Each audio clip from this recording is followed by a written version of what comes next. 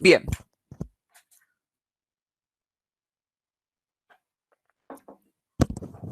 Vamos a, ahora que ya manejamos más o menos algún rudimento de los conceptos de catabolismo, de anabolismo, de reacciones redox, vamos a intentar esbozar una clasificación de reacciones orgánicas que se producen en los organismos de acuerdo a estos grupos que el profe Alejandro les ha propuesto. El profe les ha dicho que las reacciones en general se pueden clasificar como reacciones redox, reacciones de eliminación, de isomerización, reacciones de formación o de ruptura de enlaces carbono-carbono, reacciones de hidrólisis y reacciones de transferencia de grupos, ¿sí? Acá en esta bibliografía las describe en el mismo capítulo, están una detrás de la otra, ¿sí? Que es el capítulo del libro que el profe Alejandro les ha facilitado en el Classroom. Y bueno, en principio una aclaración que es válida hacer en este caso es que algunas reacciones pueden en principio pertenecer a varios de estas clasificaciones, ¿sí? Dependiendo no qué etapa, sino mejor dicho, qué aspecto de la reacción uno esté analizando, la reacción puede ser redox y de hidrólisis, puede ser de formación de enlace carbono-carbono y redox, o de transferencia y redox, ¿sí? En general pueden pertenecer a dos o incluso más clasificaciones. En principio uno trataría de buscar el aspecto más importante de la reacción y clasificarla de acuerdo a esa transformación. ¿Por qué? ¿A dónde vamos con todo esto? Cuando vamos a clasificar una reacción, lo vamos a hacer en función de la transformación que está ocurriendo en la molécula, ¿sí? Porque la reacción química implica eso. La química es la ciencia que estudia la transformación de las sustancias. Más allá de que en la secundaria les pueden haber dicho, es la ciencia que estudia las propiedades de los materiales, no. Sí, pero la ciencia estudia, la química es la ciencia que estudia la transformación de las sustancias, ¿sí? A ver que alguien más se ha conectado. Entonces, vamos a analizar la transformación de las sustancias. Todas las herramientas que hemos estado manejando desde el comienzo de la materia hasta ahora son herramientas para poder estudiar la transformación de las sustancias.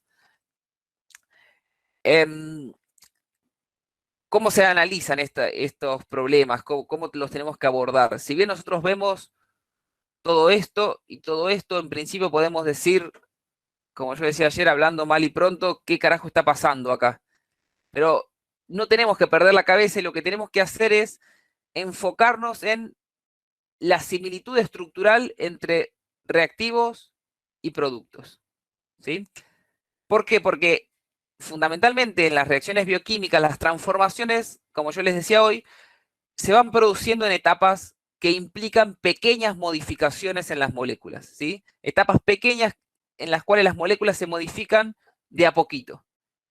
No es que tenemos una molécula y en los reactivos y como producto obtenemos una molécula completamente distinta.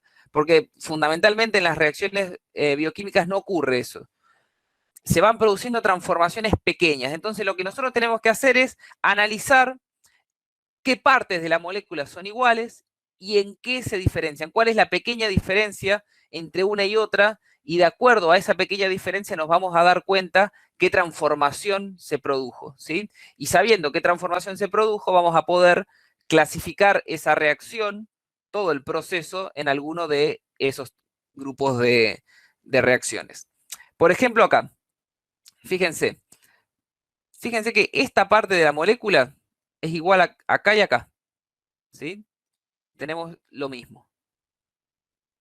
¿Cuál es la única diferencia? Y esto también es igual acá y acá. La única diferencia entre ambas es que este hidrógeno se perdió y este OH se perdió y se formó un doble enlace entre el carbono 2 y el carbono 3, que es este.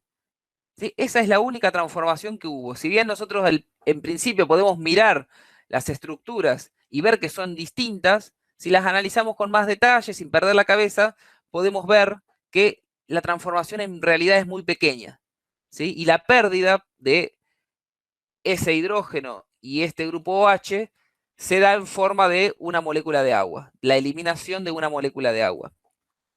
Entonces decimos que esta es fundamentalmente una reacción de eliminación. Las reacciones de eliminación implican que una pequeña parte de la molécula se elimina en forma de una molécula pequeña, sencilla, ¿sí? Como puede ser agua o puede ser dióxido de carbono o amoníaco, ¿sí? Moléculas pequeñas, sencillas que se eliminan. Eso es lo que implican las reacciones de eliminación. Se eliminan libres, ¿sí? Es decir, no que se transfieren a otra molécula, sino que se eliminan y quedan libres. Ese grupo de átomos pequeño que se elimina.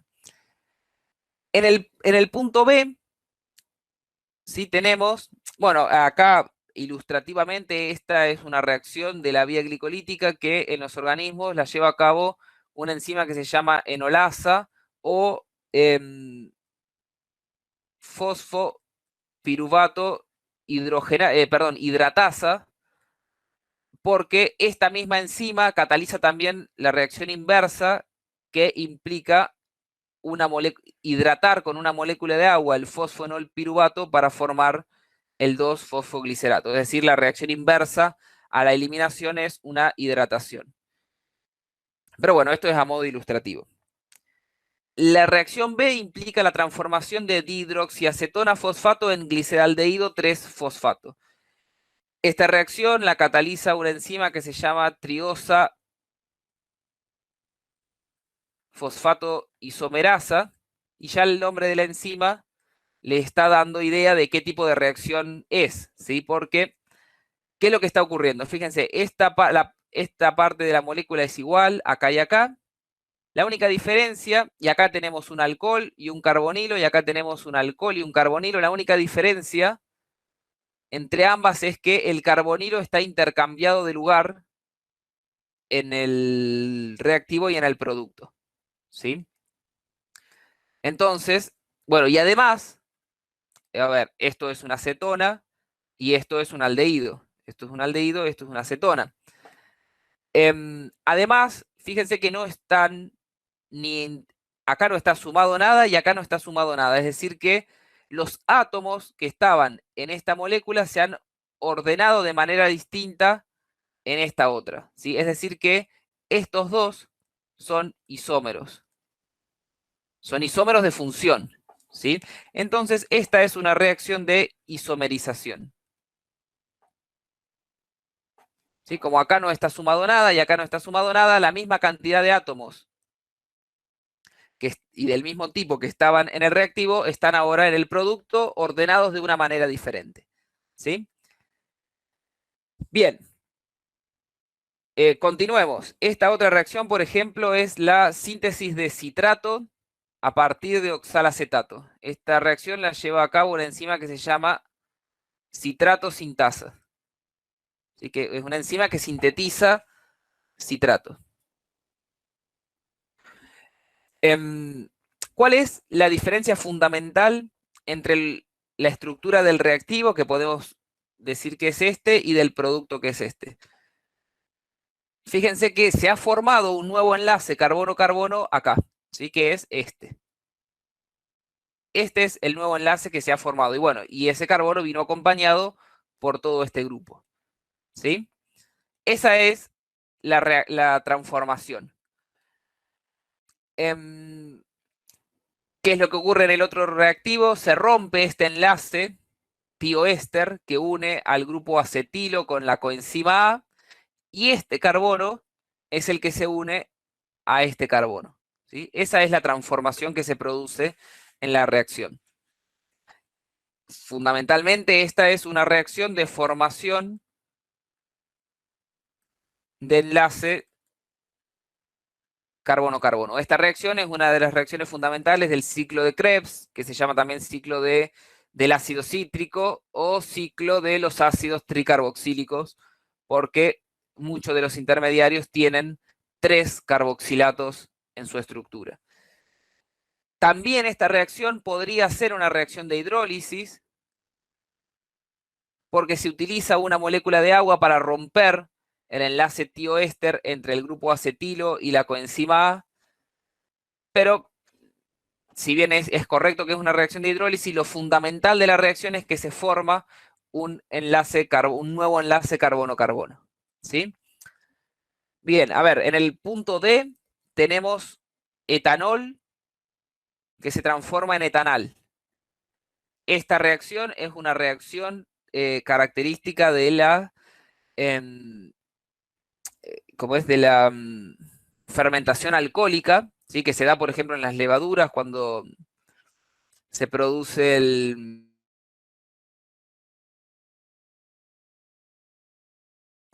el vino. para fabricar cerveza. La enzima que cataliza esta reacción en ambos sentidos se llama alcohol deshidrogenasa. Y acá nosotros estamos pasando de etanol a etanal. Estamos pasando de un compuesto reducido a un compuesto oxidado. Entonces, esta es una reacción redox o una reacción de óxido-reducción. ¿De dónde salen los electrones?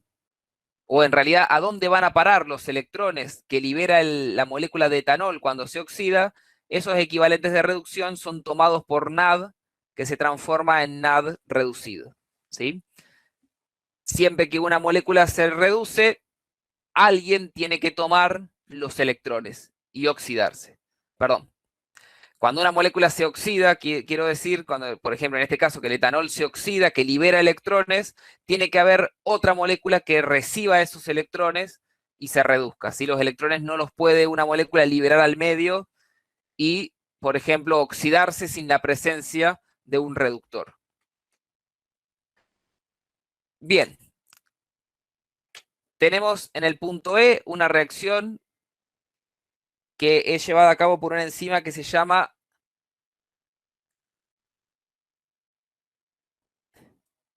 tiamina pirofosfato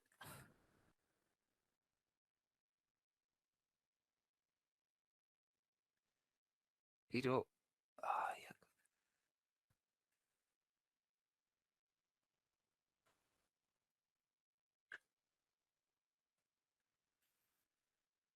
como decía, la enzima se llama tiamina pirofosfato quinasa. Las quinasas son enzimas que catalizan la transferencia de grupo fosfato, o en este caso de grupo pirofosfato, ¿sí? Ya les dije, catalizan la transferencia de grupo fosfato. Esta reacción va a ser una reacción de transferencia de grupo. El ATP transfiere un grupo pirofosfato a la molécula de tiamina, ¿sí? Y se agrega el grupo pirofosfato acá.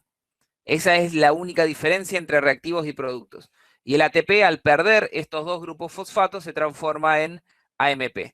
Adenosina trifosfato se transforma en adenosina monofosfato porque le transfirió dos grupos fosfato a la molécula de tiamina. ¿Sí? La tiamina era la vitamina B1, que la habíamos visto en la primera clase, así de manera muy rápida habíamos visto su estructura. Bueno, esta es una reacción de transferencia de grupo. ¿En qué se diferencian las reacciones de transferencia de grupo de las eliminaciones? En que el grupo que pierde el ATP no se libera libre al medio, sino que se transfiere a otra molécula que lo recibe. ¿Sí? Eso, como yo les había dicho hoy, es la diferencia fundamental entre las reacciones de transferencia de grupo y las reacciones de eliminación.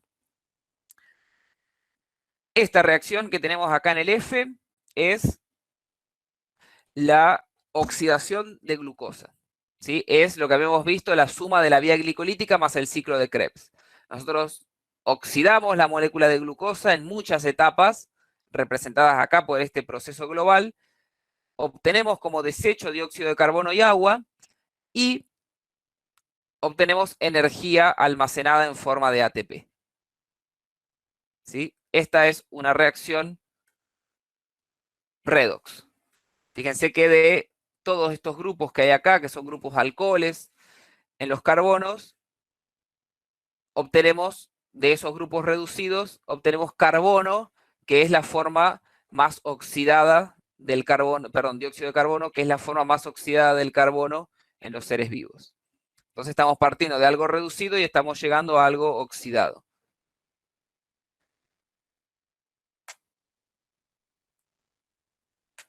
Bien, A ver, analicemos las últimas dos, así terminamos con este punto. Acá tenemos un dipéptido. Un dipéptido es la unión de dos aminoácidos. Esto lo vamos a ver más en detalle cuando sigamos avanzando en la materia, a través de este enlace que es lo que se llama un enlace peptídico. ¿Sí? Es la unión de este átomo de carbono con este nitrógeno. Es este enlace peptídico. Lo que ha pasado en la reacción es que por la acción de una molécula de agua, ese enlace peptídico se rompió y obtuvimos los dos aminoácidos por separado. ¿Sí? Las enzimas que catalizan este proceso se llaman enzimas proteolíticas, ¿sí? Es decir, enzimas que degradan las proteínas. ¿Por qué? Porque rompen los enlaces peptídicos que mantienen unidos a los aminoácidos en las estructuras de las proteínas. Y esta reacción es fundamentalmente una reacción de hidrólisis. ¿Por qué? Porque se utiliza una molécula de agua para romper, o sea, con el auxilio de la enzima, para romper el enlace peptídico. ¿Sí? Todas estas reacciones que nosotros estamos viendo acá, en principio también se podrían llevar a cabo in vitro en ausencia de la enzima. ¿Sí? Nosotros lo vemos desde el punto de vista biológico porque son reacciones del metabolismo.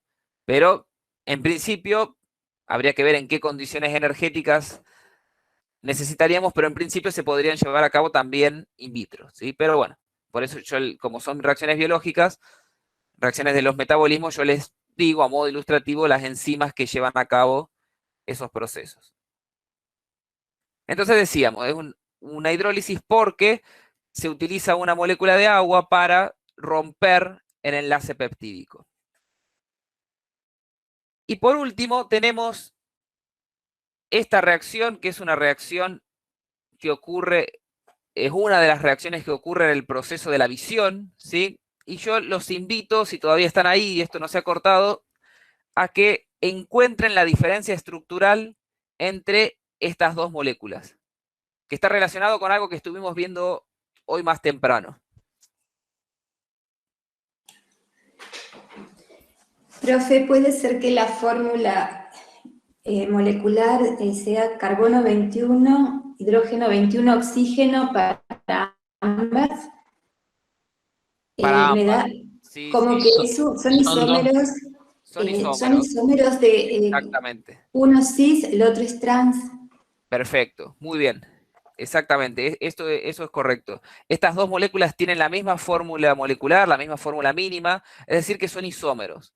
Y la diferencia está en este enlace.